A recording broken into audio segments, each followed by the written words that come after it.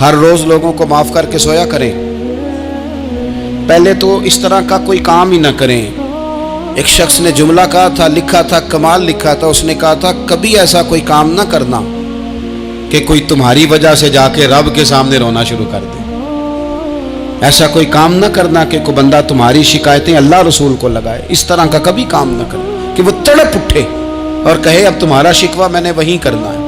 कुछ लोगों की शिकायतें करनी पड़ती हैं, अल्लाह रसूल की बारगाह में भी, अपने मशाइख की बारगाह में कर देते हैं। बाज़ औक़ात इंसान वो बेबसी के आलम में करे या बहुत ज़्यादा तकलीफ उसे सहनी पड़े तो तब करे, हो जाता है। तो एक तो ऐसा करें ना, और कोशिश करें लोगों को माफ़ कर दें, अपने दिल से चीज़ें निकाल दें। हम माफ़ी नहीं देते, कभी कभी सुलह तो कर लेते हैं, सुलह हो जाती है, पंचायत में सुलह हो गई, फिर लड़ाई हुई, फिर बात शुरू से शुरू हो गई क्योंकि हमने माफ़ी, फिर वो बात शुरू हो गई 1955 से।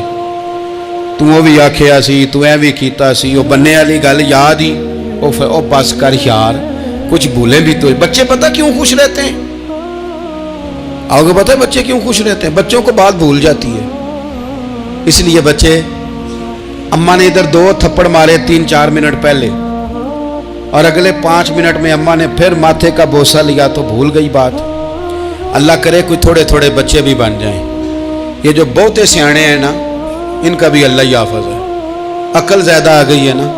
इसलिए इकबाल जैसे लोगों ने कहा था, आखिरत की गुत्थियाँ सुलझा चुका हूँ, या रब मुझे साहिबे जुनू कर दे, साहिबे जुनू कर दे, साहिबे अल्लाह कोई थोड़ा सा मुझे मजनून भी बना। ये ज़्यादा अकल तो किसी काम की रही नहीं, पागल कर दी, पागल कर दी।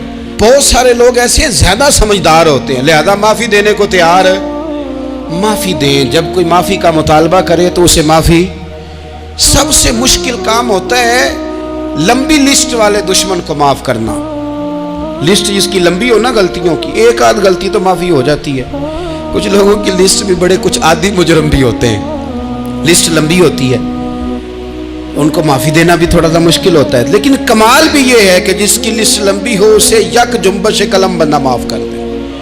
को छुट्टी हो गई, जा तुझे माफ़ किया। और ये हमें क्यों करना चाहिए कि मेरा रब भी ऐसे करता है, मेरा रब भी ऐसे, वो गिनवाता तो नहीं ना, ये भी किया, ये भी किया, ये भी किया। हुजूर फरमाते हैं, ज़रा सुनना हदीस, हुजूर फरमाते हैं कुछ लोगों पे अल्लाह करम की चादर डाल के ना क़यामत वाले दिन, यहाँ भी उसने पर्दा रखा था तो वहाँ भी करम की चादर उन पे डलेगी।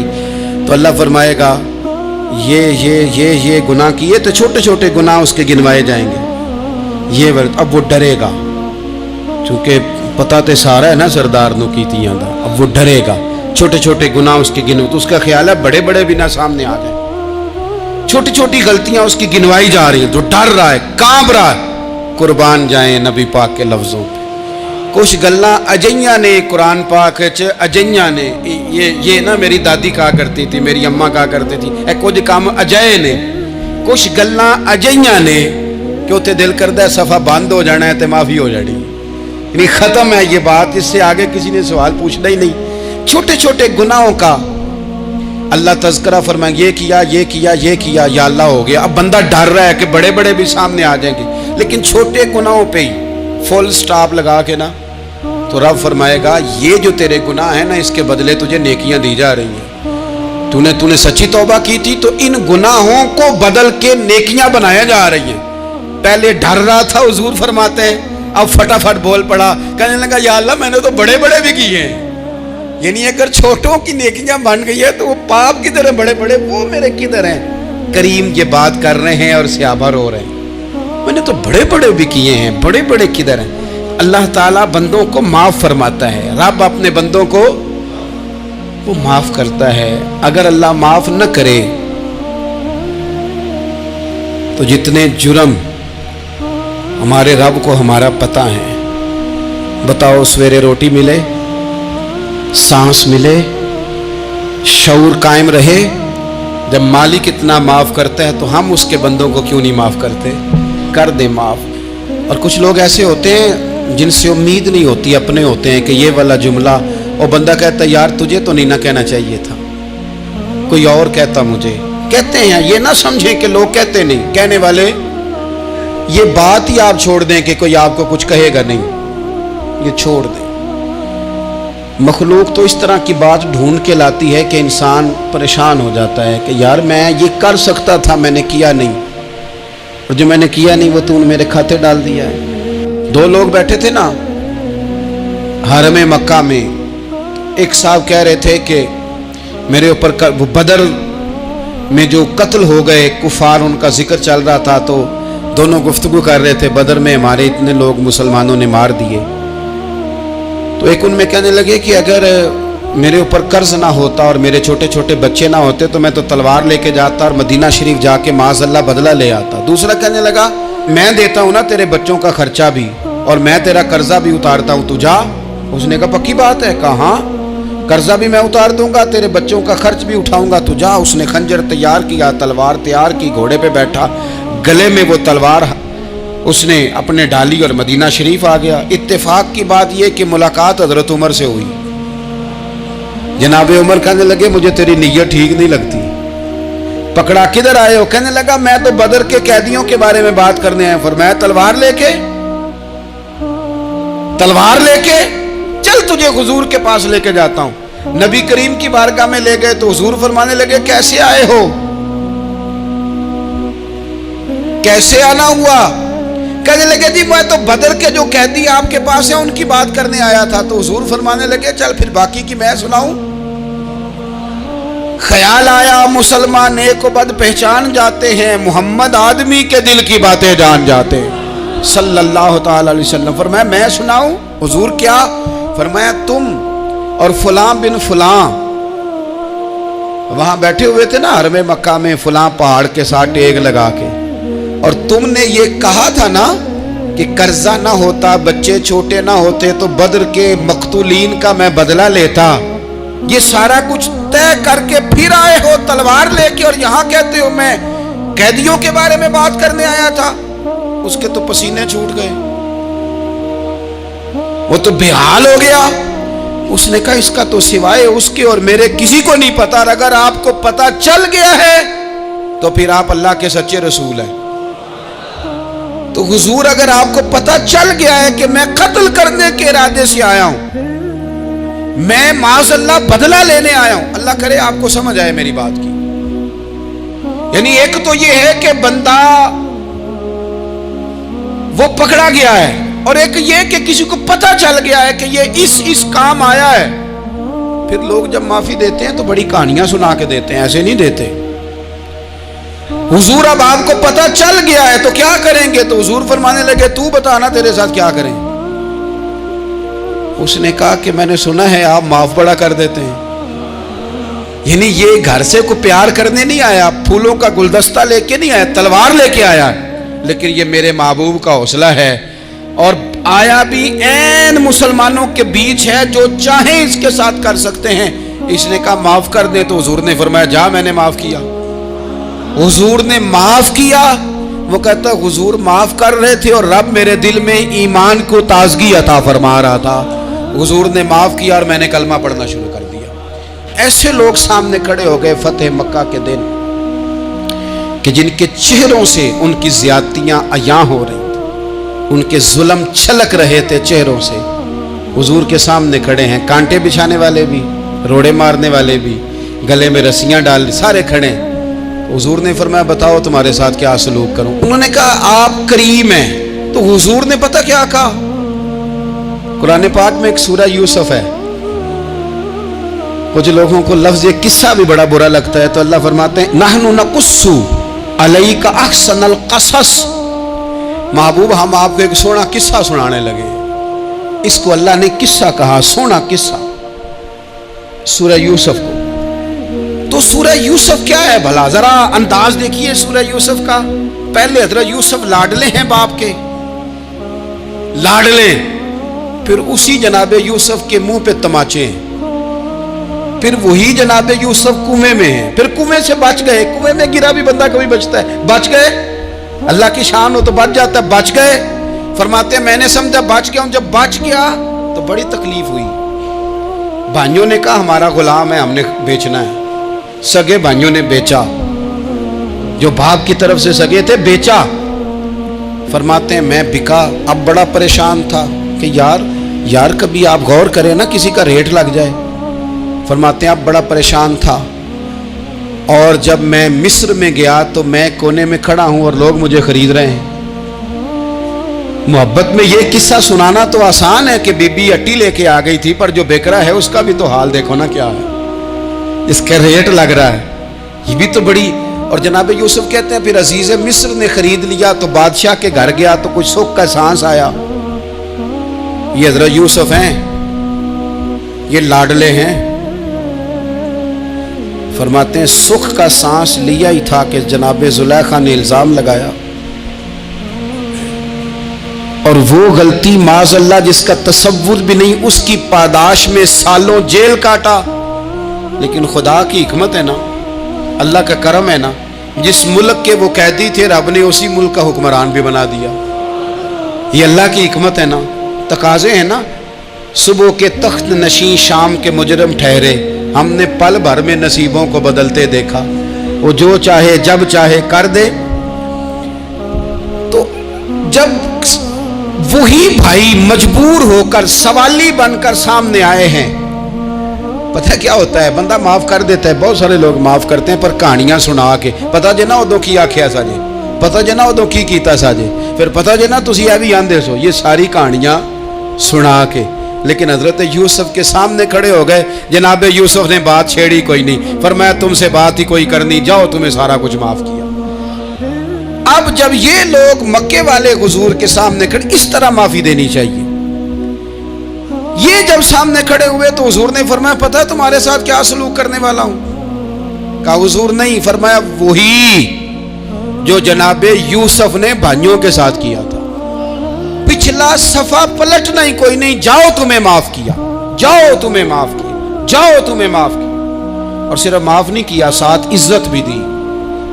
سب سے زیادہ مقابلے تو حضرت ابو سفیان نے کیے تھے نا، آخر تک وہ آئے تھے. آج وہ کلمہ پڑھ رہے ہیں، سردار ہیں، کلمہ پڑھ رہے ہیں. تو نبی پاک نے صرف معافی نہیں دی، عزت بھی دی. فرمایا جناب ابو سفیان چونکہ اب مسلمان ہو گئے ہیں، میں سب کو معاف کرتا ہوں. جو اپنا اندر سے دروازہ بند کر لے اسے بھی معاف کرتا ہوں، اور جو ابو سفیان کی حویلی میں آ جائے اسے بھی معاف کر دوں گا. تو ابو سفیان وہ کہتے میں حیران ہی ہو گیا کہ اتنی بڑی بات، معافی بھی دی اور ساتھ عزت بھی دی. تو آج جو سبق آپ کی خدمت میں نے عرض کیا ہے، اس کو آپ امید ہے یاد رکھیں گے. ایک تو یہ کہ معافی مانگ لیں. اگر کسی جگہ ہمارا معافی مانگنا اگر ہم سمجھتے ہیں، ہمارا دل ضمیر گواہی دیتا ہے کہ مجھے معافی مانگنی چاہیے، تو معافی مانگیں. اور دوسرا پھر معافی دیں بھی، اور معافی دیں، سیاسی صلح نہ کریں. معافی دیں تو پھر واقعہ ہی دیں، دل سے دیں. اور آخری بات یہ کہ جس طرح ہم نے لوگوں سے معافی لینی ہے اور معافی دینی ہے، اسی طرح جہاں ہم سے شرعی قباحتیں ہوئی ہیں، اخلاقی کمزوریاں ہوئی ہیں، ایک بات تو اچھی طرح سمجھ لیں کہ نفل پڑھنے سے حقوق العباد نہیں معاف ہوتے، وہ بندے سے معافی مانگنے سے ہی ہوتے. ساری رات کو بندہ تسبیح پڑھے اور کہے کہ میں نے اماں کی نافرمانی کیا تو معافی ہو جائے گی، نہیں، وہ اماں ہی معاف کرے گی تو معافی ہوگی، وہ ابا ہی معاف کرے گا تو پھر ہی معافی ہوگی. میں پرسنلی بعض چیزوں کو نوٹ کرتا ہوں اور مجھے ان کا بڑا خیال رہتا ہے. میں محسوس کرتا ہوں کہ نہ چاہتے ہوئے بھی ہمارے رویے سے بعض لوگوں کو تکلیف ہوتی ہے، نہ چاہتے ہوئے. تو حقوق العباد کے مسئلے میں ہم زیادہ کمزور ہو جاتے ہیں. آج یہ سوچنا ہے کہ وہ جو میری ذمہ داریاں ہیں، جو شریعت نے، دین نے، اسلام نے، اور کچھ میں نے خود کہیں شاگرد بن کر، کہیں ارادت مند بن کر، کسی جماعت کا ممبر بن کر، کسی مسجد کی ذمہ داری لے کر، کسی ویلفیئر کام کی ذمہ داری لے کر، کسی غریب کی ذمہ داری لے کر، کسی مزدور کی ذمہ داری لے کر، جو میں نے اپنے اوپر خود چیزیں ضروری قرار دے لی ہیں، میں ان میں کہاں تک کامیاب ہو سکا ہوں. اپنی ذمہ داریوں کا حضرت معاویہ بن خدیج رضی اللہ تعالیٰ عنہ ایک صحابی ہیں، وہ فرماتے ہیں کہ مجھے حضرت عمر نے کہیں بھیجا تھا جہاد کے لیے، تو میں وہ کامیابی کی خبر لے کر دوپہر کو لوٹا. تو عرب شریف کے اندر چونکہ گرمی زیادہ ہوتی ہے، میں نے مناسب نہیں سمجھا کہ میں حضرت عمر کو دوپہر کو جگا کے خبر دوں کہ حضور بے فکر ہو جائیں، اللہ نے کامیابی دے دی. میں نے شام ہونے کا انتظار کیا، یہ ان کے اچھے اخلاق کی علامت. आला ज़रफ़ी की बात बता रहे हैं। कहते मैंने शाम होने का इंतज़ार किया, मगरिब के वक़्त या असर के वक़्त मेरी मुलाकात हुई तो मैंने हज़रत उमर से कहा कि हुजूर अल्हम्दुलिल्लाह अल्लाह ने कामयाबी दे दी, जिस मुहिम पे आपने भेजा था वो अल्लाह के फजल से उस मुहिम से कामयाबी हो गई। तो हज़रत उमर फरमाने लगे देर से क्यों आए, मुझे तो उम्मीद थी कि तुम सरे दोपहर आ जाओगे। मैंने कहा हुजूर मैं दोपहर को ही गया था, दोपहर को ही गया था, पर सोचा कि आप आराम में होंगे। क्या जवाब है, और क्या उस जवाब के अंदर बहुत सारे लोगों की तर्जुमानी है। हज़रत उमर फरमाने लगे आराम करता था मैं, पर वो दौर गुजर गया। अब तुम दोपहर की बात करते हो, अब तो रात को भी कम मिलता है। वो था एक दौर। अब जब अपने जिम्मे खुद जिम्मेदारियां ज्यादा ले ली, अब क्या पता कि कोई कहां से चल पड़ा है तुझे मिलने को।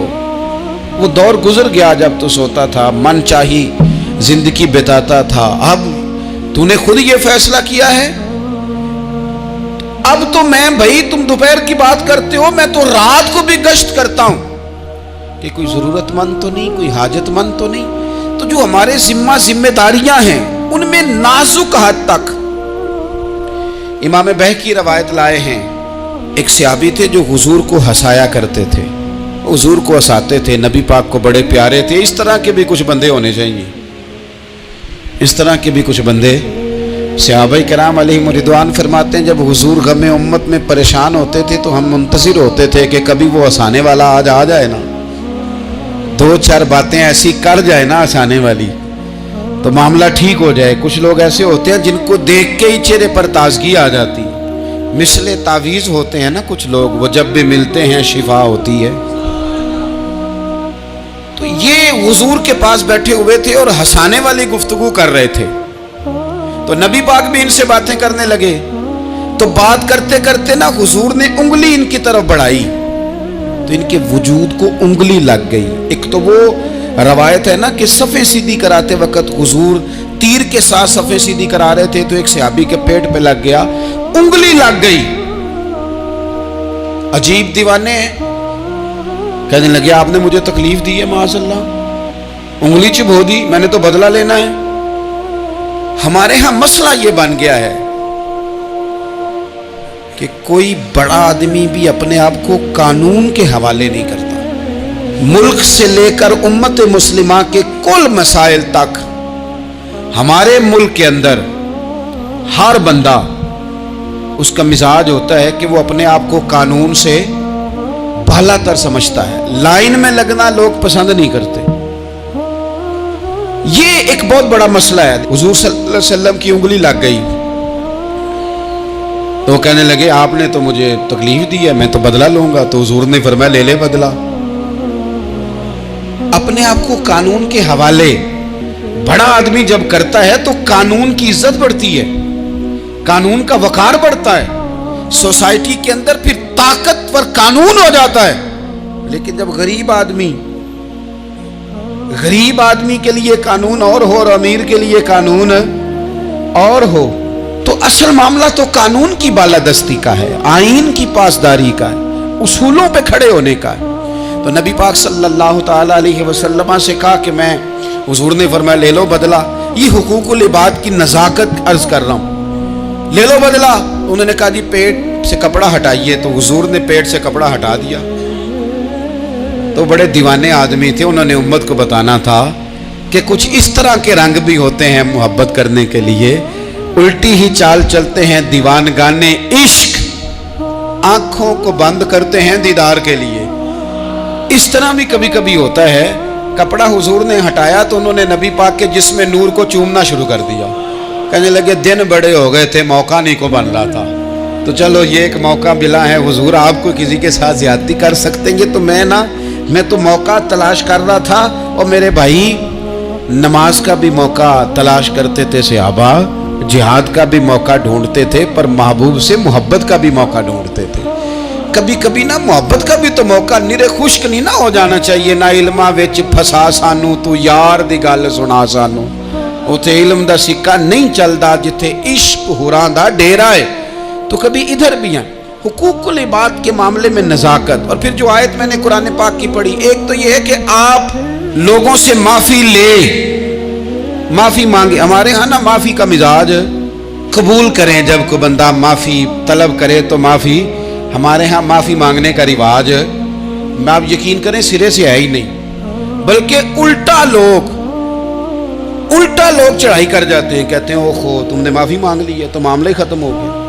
اور جو آدمی، میں بڑے زمانے سے کہہ رہا ہوں کہ میرے ملک میں ایک رواج بنتا جا رہا ہے، جس کی زبان جتنی زیادہ سخت ہوتی ہے اس کا عروج اتنا زیادہ ہوتا ہے.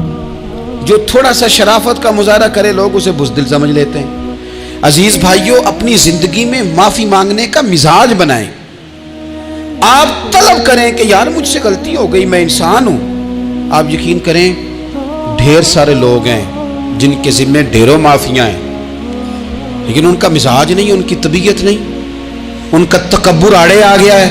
اور میرے نبی پاک صلی اللہ تعالی علیہ وآلہ وسلم نے فرمایا تھا یہی بدلہ دے دو کسی کا دینا ہے تو، یہی معافی لے لو، یہی. ورنہ فرمایا یاد رکھنا قیامت کے دن تو اس طرح ہوگا کہ اگر سینگ والی بکری نے بغیر سینگ والی بکری کو مارا ہوگا اسے بھی قیامت میں بدلہ دینا پڑے گا. یہی معافی تلافی لے لو، یہی. تو ہمارے ہاں مزاج نہیں. مزاج بنائیں نا آپ، معافی کا مزاج بنائیں. رسمی ویسے معافیاں مانگتے ہیں، آج پہ جا رہا ہوں بھائی اگر کوئی ہو گئی تو معاف کر دینا، یہ تو رسم ہے، تو بڑی دنیا ادا کرتی. آپ کو پتہ ہے کہاں آپ کو معافی لینی ہے. تو جہاں جہاں اس طرح کے معاملات ہیں وہاں آپ کلیئر کریں. صحیح بخاری میں حدیث ہے حضرت ابو ذر غفاری سے، جب کسی نے کہا کہ آپ نے اسی طرح کے کپڑے خود پہنے ہیں جس طرح کہ آپ کے غلام نے پہنے، یہ کیا معاملہ ہے؟ تو فرمانے لگے، اعلانیہ خود بتانے لگے، فرمانے لگے مجھ سے ایک دفعہ غلطی ہو گئی تھی، میں نے ایک غلام کو جھڑک دیا تھا تو نبی پاک نے مجھے تنبیہ فرمائی، تو میں نے اس غلام سے معافی بھی مانگی، اور اس دن سے لے کر آج تک میں جس طرح کا خود لباس پہنتا ہوں اسی طرح کا اپنے غلام کو پہناتا ہوں. تو وہ خود بیان کر رہے ہیں، وہ لوگ اظہار کر رہے ہیں کہ ہم نے یہاں نبی پاک علیہ الصلوۃ والسلام کے تنبیہ کرنے پر ہم نے اپنے غلام سے، خادم سے یا کسی غلام سے معافی مانگی. تو معافی مانگنے سے بندے کا قد کبھی چھوٹا ہوتا ہے؟ میرے نبی پاک علیہ السلام نے فرمایا جو معافی مانگ لے اللہ تو اس کی عزت میں اضافہ کر دیا کرتا ہے. تو اس لیے ایک تو جہاں یہ معاملہ ہے وہاں، اور دوسری جو آیت میں نے تلاوت کی اس میں اللہ کہتا ہے کہ غصہ پی بھی جاؤ، معافی مانگو بھی اور معاف کر بھی دو. والکاظمین الغیظ والعافین عن الناس، فرمایا وہ لوگ جو غصہ پی جاتے ہیں اور لوگوں سے درگزر کرتے ہیں، لوگوں سے درگزر کرتے ہیں. واللہ یحب المحسنین، اللہ ان احسان کرنے والوں سے محبت فرماتا ہے، ان سے اللہ پیار کرتا ہے. تو رب فرماتا ہے جو غصہ پی جاتے ہیں والعافین عن الناس، اور لوگوں سے درگزر کرتے ہیں. ایک تو معافی مانگے اور دوسرا معاف کر بھی دیں. اگر دل میں کوئی بات ہو تو معاف. تو جو جہاں شریعت کی مخالفت کی ہے وہاں بھی معافی مانگے، اللہ کے حضور گڑ گڑائیں، توبہ کریں، اور توبہ بدل جانے والی کریں، تبدیل ہو جانے والی توبہ کریں. معافی مانگ بھی لے، معافی دے بھی دے. اور آپ سے یہ بھی گزارش کروں گا کہ جہاں اللہ رسول کی ہم سے نافرمانی ہوئی ہے وہاں تنہائی میں 2 نفل پڑھ کے، تنہائی میں اللہ تعالیٰ سے بھی معافی کے خواستگار ہوں. یاد رکھیں جب اس کی خفیہ تدبیر آ گئی تو پھر معافی کا وقت ہو سکتا ہے خدا نہ کرے ہمیں نہ مل سکے. تو اب وقت ہے، خوب استغفار کریں، خوب معافی مانگیں. اللہ تعالیٰ آپ کو اور مجھے عمل کی توفیق عطا فرمائے.